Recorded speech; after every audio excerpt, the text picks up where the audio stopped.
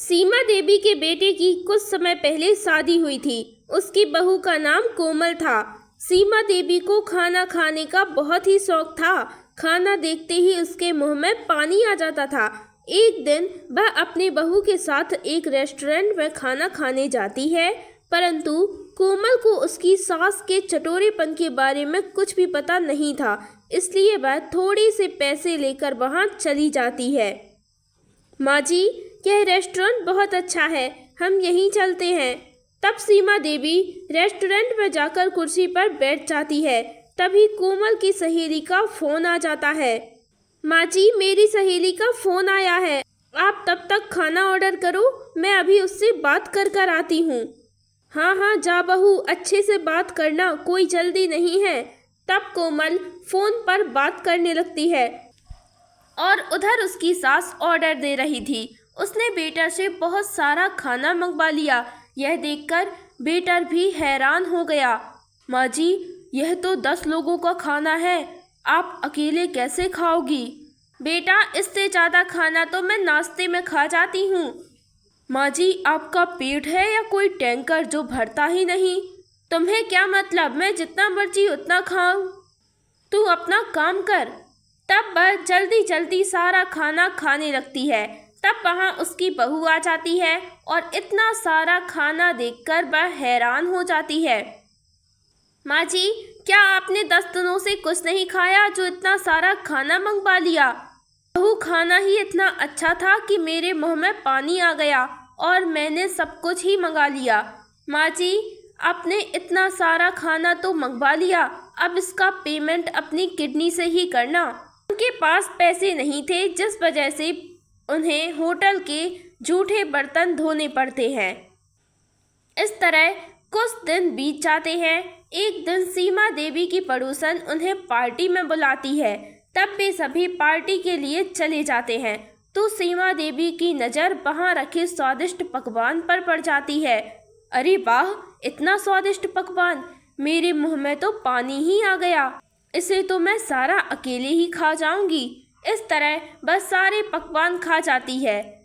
यह बात जब सबको पता चलती है तब सभी बहुत गुस्सा हो जाते हैं। अरे, यह बुढ़िया क्या कुंभकर्ण की बहन है जो इतने लोगों का खाना अकेले ही खा गई? रवि बेटा, तू अपनी माँ को कोई खाना खाने नहीं देता क्या, जो यह हमारा सारा खाना खा गई?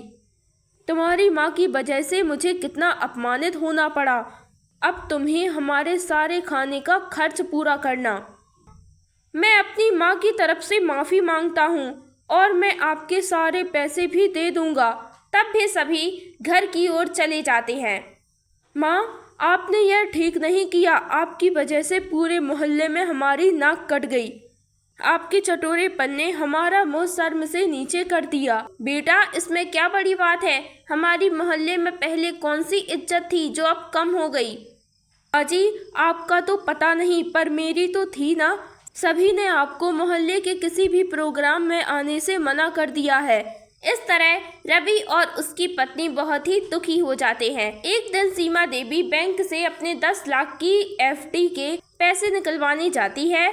जब वह बैंक से बाहर आती है, उसी एरिया के 2 चोर उसे देख लेते हैं और उन्हें भी सीमा देवी के चटोरेपन के बारे में पता था। रंगा, तू उस बुढ़िया के सामने एक नूडल्स से भरी प्लेट रख दे।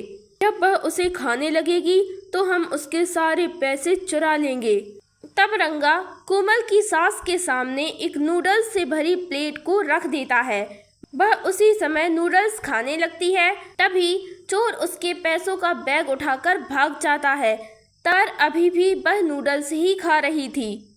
नूडल्स खत्म होने पर जब उसे पता चलता है कि उसका बैग चोरी हो गया है तो वह रोने लगती है। अरे नहीं, मेरे चटोरेपन के कारण आज मेरा लाखों का नुकसान हो गया। मैं खाना देखते ही पागल हो जाती हूँ। मुझे जल्दी से रवि को सब कुछ बताना होगा। तब वह रवि को सारी बात बता देती है। तब रवि उस पर बहुत गुस्सा होता है और पुलिस में कंप्लेन लिखवा देता है। पर 1 हफ्ता बीत जाता है पर अभी भी वह बैग की तलाश नहीं हो पाती।